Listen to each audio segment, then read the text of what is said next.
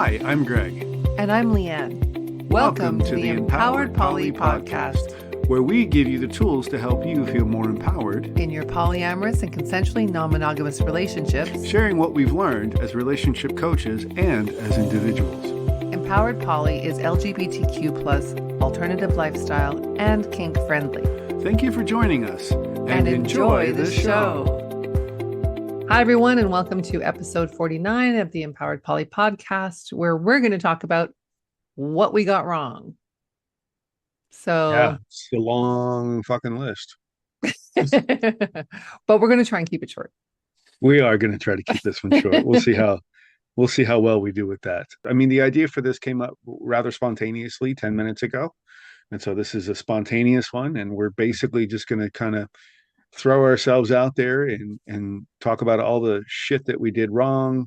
And not all of it, because it's, like I said, it's a long list. If you hear something in this that resonates with you, if you hear something in it that you feel, because I mean, these are pretty universal, really. As coaches, we hear this stuff all the time. So it's not only us that got it wrong, and wrong is the wrong word, but you know what we mean. Yeah. So if there's something in here that resonates with you, then we've got some offerings that you might be interested in. So we want to share those with you as well. Yeah. And let's just put that on the table, what you just said. Wrong is probably the wrong word. It's okay to make mistakes. It's okay to learn from things. It's okay to not know what you're doing and to try something and experiment and explore. I think what we're trying to do is kind of just make the title relatable and also point out what we've learned, but focusing on what we've done rather than what we do, because we do a lot of that in the podcast. Right. And so now we want to kind of share more about our journeys. Mm-hmm. Mm-hmm. And just so you know, the first thing that comes up is one of the things I got wrong was thinking that it was wrong. Yeah. Right? Poly was wrong. Poly was wrong. I was doing it wrong. I wasn't the best poly person in the world because of the way that I chose to do it at times, right? Oh, yeah. I've been in every place on the poly spectrum, the non-monogamous spectrum, including off the spectrum into like non-consensual non-monogamy. So I kept thinking that I was doing things wrong. But the reality is that I just didn't have the language. I didn't have the understanding. I had this default sense of what I had been told was right by society. And I didn't like that, but I didn't know how to express that. I didn't know that there was a community of people in the world that I could express that to. Yeah. And when you say society, we're talking family, friends, media, religion, anything that we were sort of learning from in terms of relationships, right? Like it is the whole ball of wax is very mononormative. Mm-hmm. Yes, and so, it is very mononormative. It's an uphill battle. It's an uphill climb constantly, right? It's a constant uphill climb, a constant set. I don't know. For me, it felt like I was struggling all the time. Yeah. Yeah. Never getting it quote unquote right, and I just, that was probably one of the biggest things that once I shifted that narrative from things, less judgment about wrong and right and more about, being in alignment with what I value and who I am and how I want to show up in the world and in relating consciously and intentionally. That's when I started to realize, wait a minute, there really is no right or wrong way to do this. There are things that you can do that will make it more challenging and more painful, and there are unhealthy behaviors, but that can actually be harmful. That can be harmful, but removing the judgment has been a huge piece for me. Mm-hmm. Yeah, and we're not coming in here with judgment about other people either. We're just going to talk from our own experiences. There's that one guy. We're going to talk about our own experiences and our clients' experiences, so what we've learned from them as well. Mm-hmm. So when you say it felt wrong to be poly or you were doing it wrong, those are two different things. Like, it's wrong to be poly is sort of maybe the first hurdle, right? I have these feelings, these desires, these needs, and Mm-hmm. everything that I'm learning tells me that's not what I should be looking for in a relationship. I should Mm-hmm. be looking for, first of all, a relationship, not a singular relationship, not multiple partners. Right. Um, and then the second piece of that is, now that I'm embracing non-monogamy, right? I'm just not doing it well. Mm-hmm. So you're talking about Yeah. basically two different hurdles in your way. Yep. Yep. Yeah. And the not doing it well part, once I realized it was something that you could do, right? That the not doing it well part, I think, is where the meat of this episode is. What are the things that Mm-hmm. we didn't do well, Yeah. right? What are the things that maybe we wish we would have had Yeah. back then, So so that back we could then, have avoided burning everything down? back What's in the that? olden days. Back in the dial-up days, right? That's right. Back That's in our right. day Back in my day, I had to sit and wait for 3 hours for for a that dial picture up. to load. So, but that's true. We had Go no away and eat dinner and come resources. back, and it would still be only halfway. Anyway, go ahead. What? We had no resources. We didn't have the internet. We didn't have authors who were educated writing about polyamory or non-monogamy in any kind of way that was helpful. We had, I always joke that I had 70s porn and 80s, really bad love triangle movies. Mhm. That was my template It's a lot of of hair, but yeah, whatever. And I think nothing wrong with hair. nothing wrong with hair. No. And I think that those were very limited in scope. And so it makes sense. It makes sense that we were bumping up against a lot more hurdles, I think, maybe than people who are now able to access some resources. What's online? Mm. What kind of community can you build? We didn't have Yeah. community. God, so, No. You so didn't talk about it. closeted. Yeah. You didn't talk about it. You didn't like it was an unspoken truth almost Mhm. because non-monogamy is acceptable in certain environments and in certain ways if you don't talk about it. That's Mhm. my experience of it. That's what I remember was it was okay to cheat. Yeah. Like it was okay for a man to cheat on his wife as long as you didn't talk Mhm. about it. Yeah. Right. It was just an unspoken truth that just happened. It was just the nature of men and the way they relate. And the woman was just supposed to be okay with it and be the dutiful wife and all of that stuff. Like that was my first experience in watching, people supposed role models, and it's just one of those things where like how is this okay? But when you actually start talking about it and calling it what it is, it becomes problematic. That just didn't add up to me. Then I spent the majority of my life up until 20 years ago, basically, trying to fit myself into this monogamy box. But I was unhappy. I was perpetually unhappy with Mhm. Mhm. with that framework. It just didn't work for me, which is why I cheated in every monogamous relationship that I had, which of any length of time, because I'm like, Mhm. I don't want this, but I don't know how to not want this. Yeah. And so it was really, really frustrating and painful and hurtful, not only for me, but for the people in my lives that I loved and cared about In your lives, so in my many life. lives. Yeah. Yeah, well, nine, I think. um well, There should it be a does feel sound like nine effect. lives, doesn't it? It feels like a lot of lives ago. For me anyway, when I started this, I was Yeah. 23, and that's 35 years ago.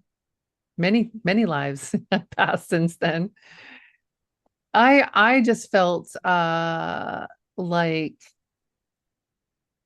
sort of caught in a situation with my first husband where he'd asked to open up our relationship, and I was open to being open, but polyamory was a whole other kettle of fish.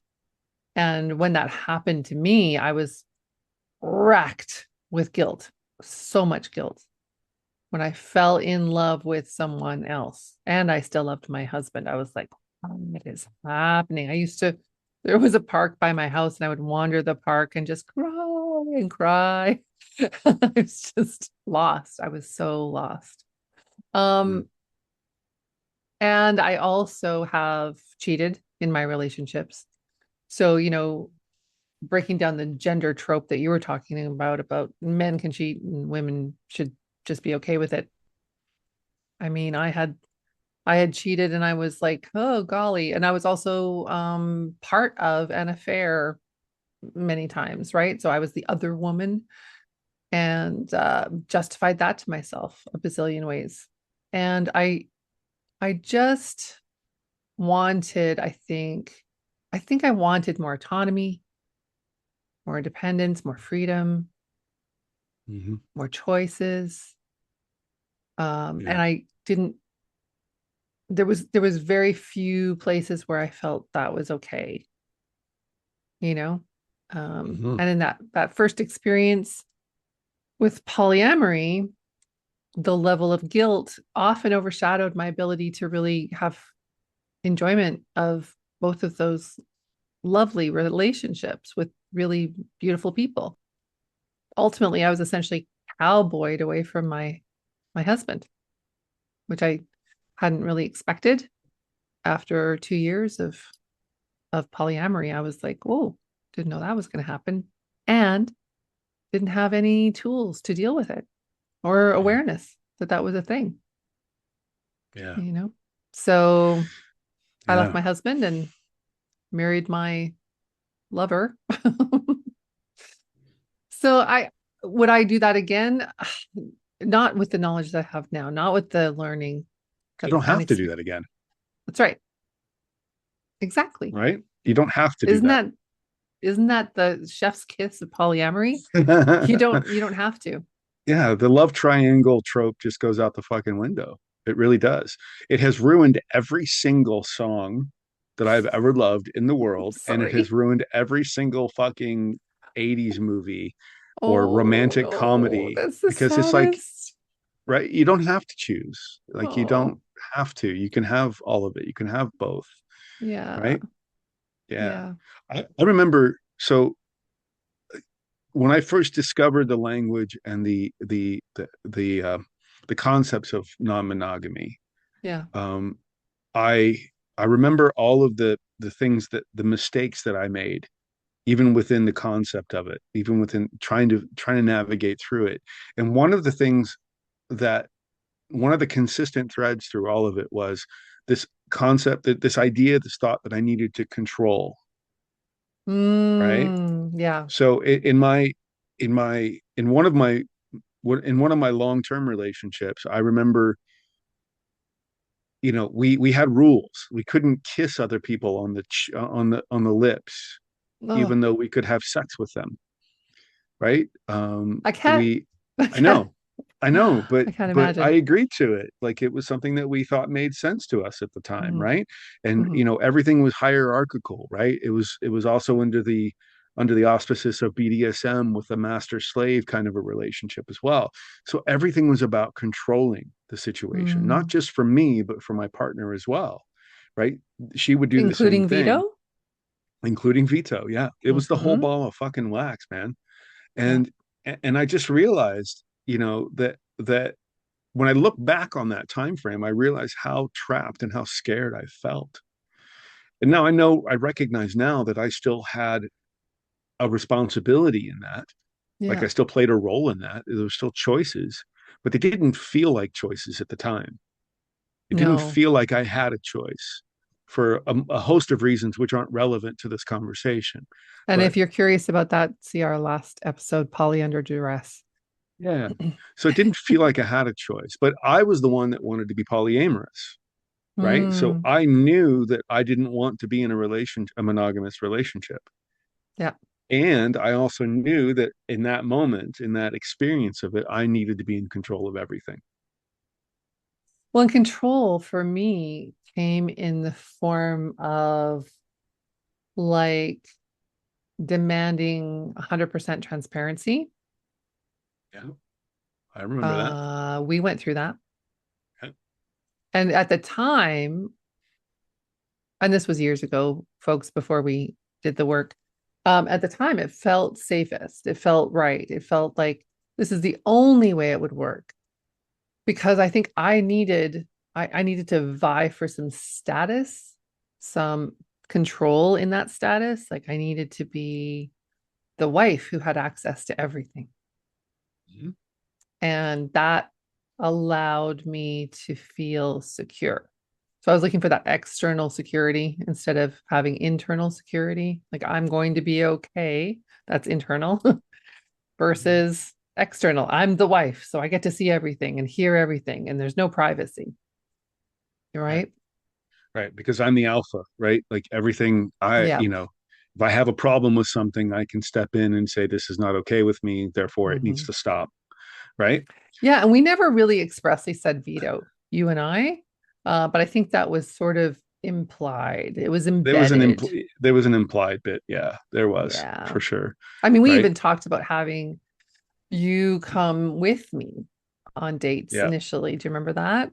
Oh yeah. And I used to do that in my previous relationship. Yeah. Well, I used and to do that. I used to be the in one that drove her to and from her dates. and in certain circumstances, parameters, and communities, that's almost a norm. Like the BDSM, Hmm. uh, dom, submissive, master slave Right. dynamic, that can be Right. part of it, right? But the problem was is that I wasn't doing that because I was consciously aware that this was enjoyable and spicy and sexy and all that. Mm, I was doing it because I was afraid. I was doing it because I needed that control, yeah. right? And without that control, I felt lost. I felt panic. I felt anxiety. I felt scared. Like I was going to Yeah. be abandoned. I was going to be left in this, new country that I didn't feel secure in, right? So Even it though was you wanted to be in that new country. I know, right, right, Yeah. exactly, exactly. And even now though, those things still come up for me. Sure. Those emotional experiences still come up for me. Those stories, right? Yeah. With my relationship with you and with my relationship with Alyssa, they still happen. But the Yeah. difference is that I'm aware of it now. The difference is that I don't allow it to control me or by trying to control you or Alyssa, right?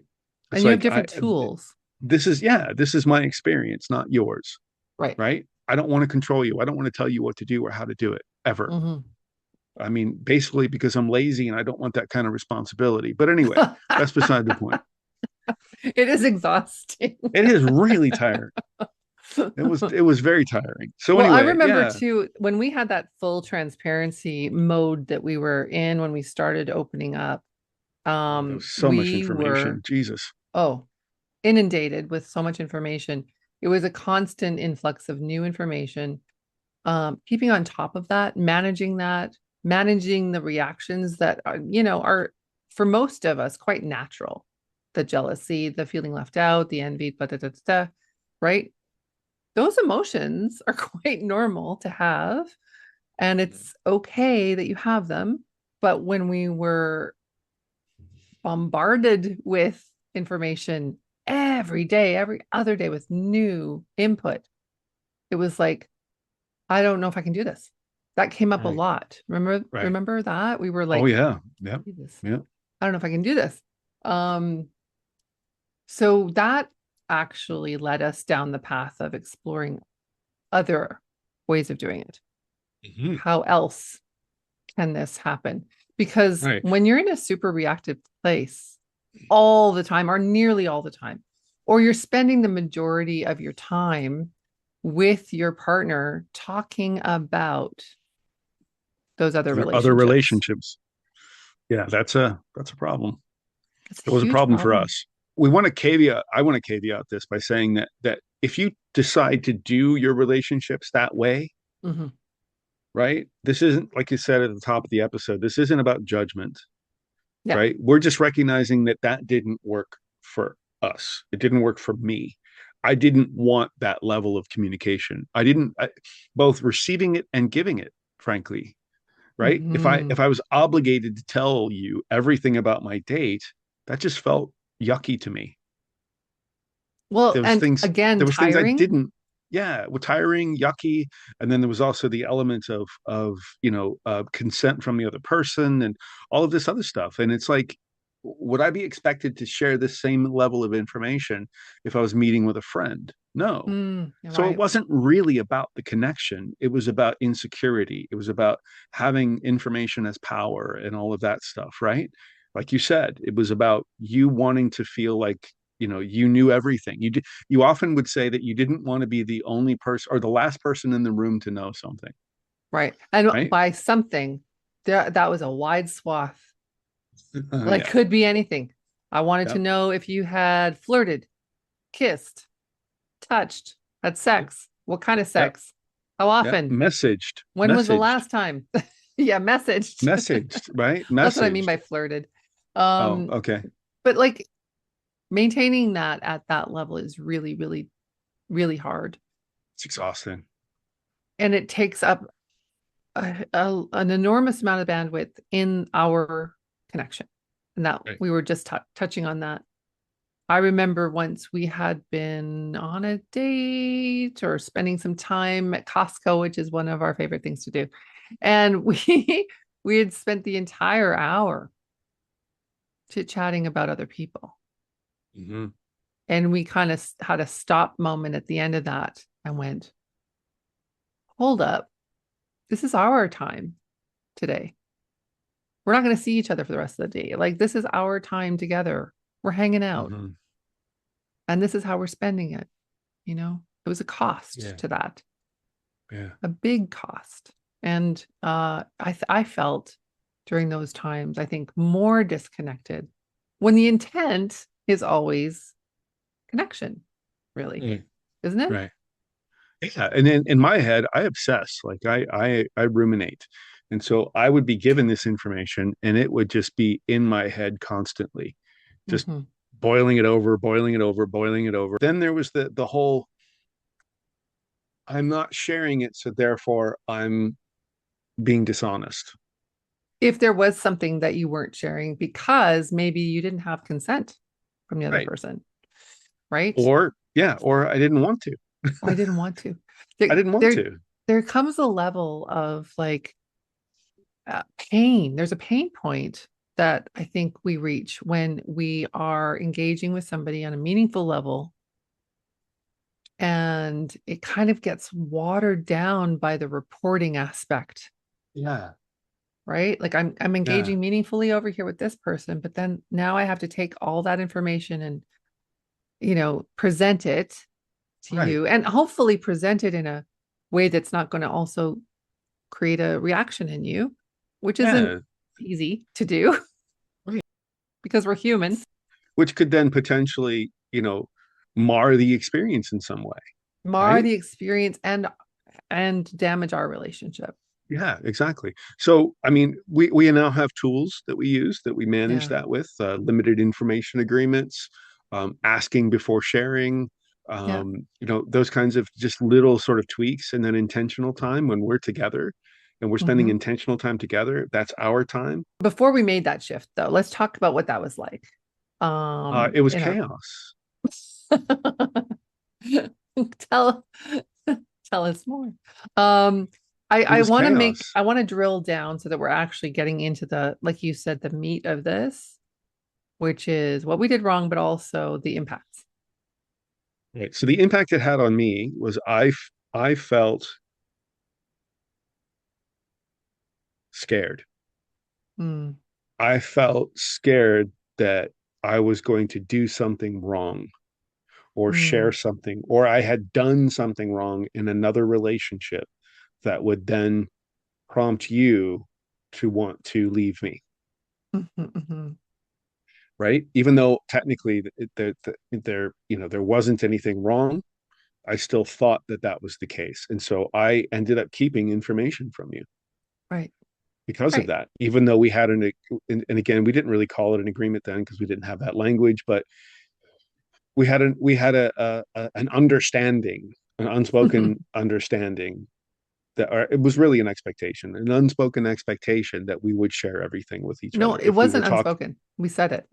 okay, all right, so Yeah. there you go. So we had a spoken expectation that we shared everything. And Yeah. it just got to the point to where I was like, I'm talking to this person online. I met them on an app. I've had a few conversations with them, and I just don't know what's going to happen with this. And I don't feel like sharing that because it just doesn't matter to me yet.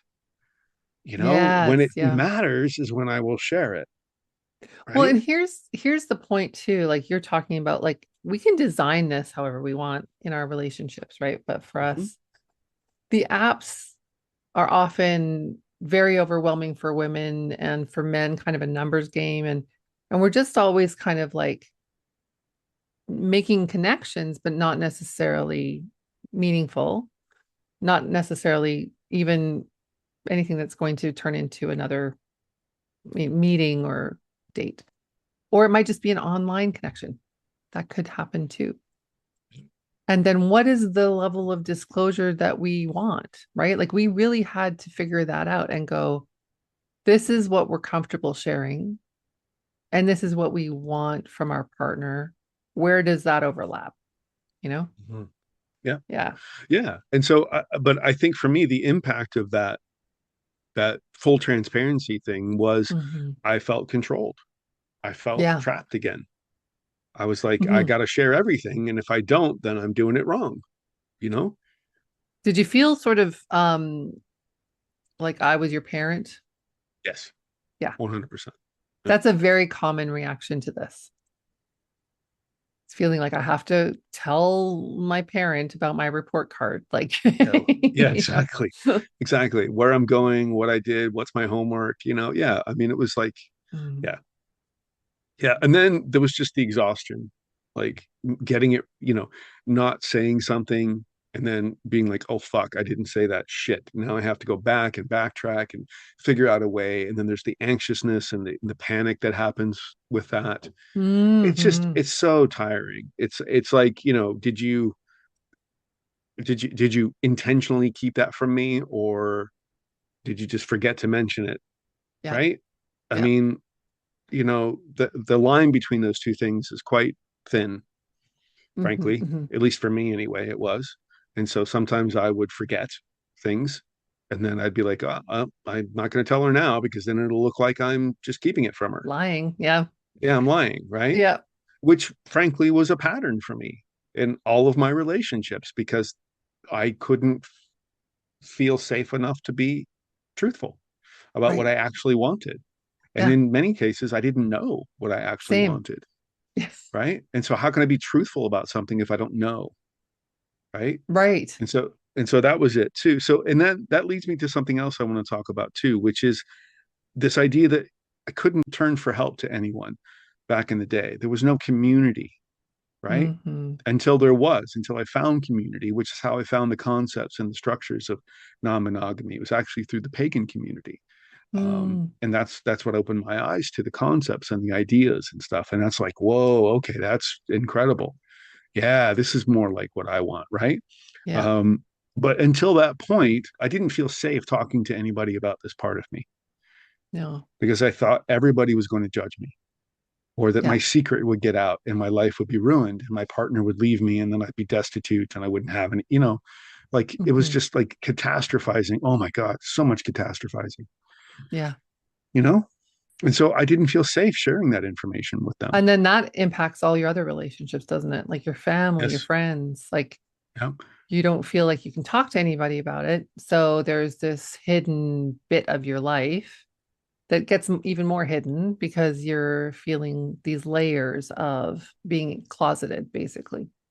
Yep. Exactly. Yeah. Exactly. So community became very important to me once I Hmm. started to recognize it. Now, when I say community, I am quite okay being by myself.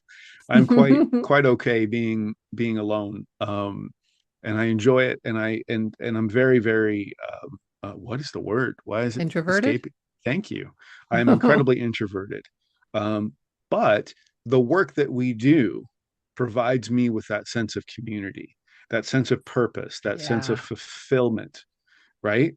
To be able to help other people through their journeys and help them Hmm. navigate it, give them a space to share and to communicate that's Yeah. healthy and open and non-judgmental and honest, right? So that's how my community, because I don't have a large group of friends, um, Hmm. one or two really, Yeah. um, that I can really trust with this kind of information and as part of me, right? Hmm. Although I'm very open about it, as you listeners and people watching know. But the Hmm. reality is that even within that, I still am selective about who I share my full and complete truth with. And Hmm. so there is this idea that having that the work that we do, with the PolyLabs, with the Empowered Poly group that we have on Facebook, with my clients and stuff, that is all incredibly fulfilling, and that's the Yeah. community that I've created for myself, Which is right? a global community, really, because we've gone to see friends in other countries who are Yeah, clients or former clients. So yeah, we're it's been part of beautiful. the group. Yeah. Yeah, it's an incredible opportunity, really. Anyway, Yeah. the point is that there is this sense of community that's necessary, I think, especially when you're starting out, Yeah. so that you know that you're not alone, so that you know that there are other people doing this and you can learn from them as well, and you can lean on them. And Hmm. so you're not leaning completely and totally on each other as partners to help one the other navigate yourselves through this or another relationship, even, like so much of that happens. We really have to be careful to, in our relationships, keep focus focused on that relationship and its development. And if we're Mhm. bringing to our partner difficulty that we're having with another partner, that can overwhelm again and, have other impacts, Yeah. even change how they see their meta in a, maybe a negative way. So we really have to be careful of that. So I was going to say for myself, the impacts were pretty across the board and felt in all areas of my life, family, friends, work, even, because I was consistently, again, closeted, overwhelmed, emotional, and with no outlets and no support. Even Mhm. reading a book, and I love the authors that we have met and worked with and done polylabs Mhm. with and done all that stuff with. I'm not taking anything away from those texts that are super important. But even reading a book can feel isolating when you're grappling with the concepts. And for some people, that's just not enough. And we need like someone to bounce the ideas off of that, isn't our partner. That could be a coach or a therapist. That could also be somebody in the community that understands. The other thing I want to bring up too is that people in the community, even if they have a lot of experience, can still struggle with the same kinds of issues for a long time, decades sometimes, feeling confused by their feelings, not knowing what to do about them, not knowing what kind of agreements are fair and reasonable and sustainable, not recognizing their own boundaries, not knowing what they want, right? They're lacking so much clarity. And so a lot of our clients who have been poly for a long time are still kind of, being tossed about by the bad weather that they're experiencing in Mhm. their poly journey because they don't have a solid course, Yeah. charted for themselves. And that's what they need help with is the navigation piece of like how to get through it. There's a Yeah. lot of information, and how Yeah. do you disseminate that information, and how do you not disseminate, but how do you distill that information down into something that can work for you?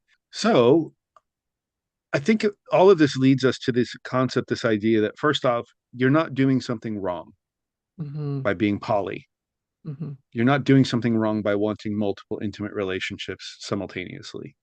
That's the one thing that I would want you to know from this, right? Yeah. Is that you're not wrong in wanting that and in doing that. You might need some tweaking in how you do it. You might need Yeah. some guidance in how you do it. You might need some community in how you do it. You might Hmm. need more information so that you can make conscious and intentional decisions, Yes, right? All of that can be true, right? Which for leads sure. us to something that we want to offer. right? Oh, yeah. You want to So talk about that? this is an episode. Yeah. This is an episode, obviously. And you might be seeing this 5 years from when it was made, and it may not apply right now. But right now, in a couple of weeks, we're going to be offering a PolyLab called Poly 101, How to Poly Without Torching Everything. And the premise is poly foundational protocols that we have found work for our clients, work for us. And, take what resonates, leave the rest kind of approach. Whether you're new to poly or have been doing it for a long time, you might just want some of this in your life. We offer 4 sessions over each Saturday in April of 2026. And we do these polylabs twice a year. So if you're seeing this later and this isn't applicable, check out our website at empoweredpoly.ca/the-polylab. Then you can go see what we're offering. Yeah. So this one, we're going to basically explore common pitfalls. Mm-hmm. We're going to talk about emotional management, Yeah, the huge. ways to connect and reconnect. And then there's also something that's really big, which is repair work, Yeah. right? We're going to talk about repair work because that's often overlooked in the process because you're going to make mistakes. You're going to fuck it up, Yeah, right? And that's okay, right? it's And human. but yeah, it's human. But Yeah. the real work is in the repair. How do you repair that? Mm. Yeah. Right? How do you make amends for that? Personal responsibility. We're going to talk about discovering your needs, your boundaries, making agreements. We're going to talk Mhm. about communication, which is kind of what all of that. And then we're also going to talk about limiting beliefs. What's holding you back from exploring this? Maybe you're interested. Maybe you're curious about it, but you haven't yet quite pulled that trigger or had that conversation with your spouse or your partner or, a lover or whatever. And what's holding you back? What beliefs do you have about it or yourself that might be holding you back from doing it? And Doing then it we're or also going to enjoying get, it. Yeah. yeah, doing it or enjoying it. Yeah, that's a big Yeah. one. And then we're going to talk about the different forms and structures, right? The Mhm. different ways that you can poly, the different things that you can do, all of the different terminology and all of that stuff. It's group coaching. So you're going to have the community there to bounce ideas off of and to share with and to get ideas from. We always Yeah. learn in our poly labs too. Well, yeah, absolutely. Mhm. 100%. And that's what I was just going to say too, is that even though this is, we call it Poly 101, it's really, it's just, it doesn't matter where you are in your polyamorous journey. I Mm-mm. believe that we can all, I had a boss one time tell me that the room for improvement is the biggest room in the world, right? So I we can love that. always improve. We can always do Yeah. something better. We can always do it differently. Maybe the way we're doing it now is working, but we could make it a little bit better, not only for Yeah. ourselves, but for the other people in our lives, right?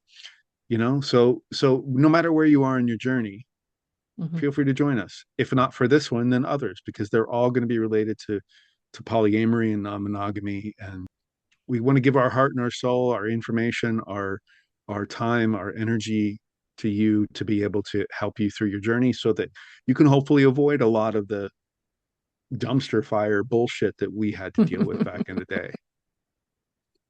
Isn't that the truth? So I will post something at the end of this with a little bit more information and also in the description on YouTube and on our podcast platforms. So hopefully we'll see you there. I just do want to say that it fills up quickly because it is a small group coaching. It's intended to be that way so that we have lots of time with each person that attends. Right. Yep. Okay. Thanks Okay. for joining us. And remember, Choose love. and keep it kind. We'd love to hear your comments, questions, or topic suggestions. Don't forget to subscribe. And you're invited to join our Facebook group, Empowered Poly Relationship Support. You can reach out to us on our websites, GreatMillion.com LeanneMillion.com, and EmpoweredPoly.ca, where you can check out our courses and find more information. and follow us on our socials. Instagram, Facebook, and TikTok. Yeah, nobody's going to listen to this anyway. Why did we even bother? Right?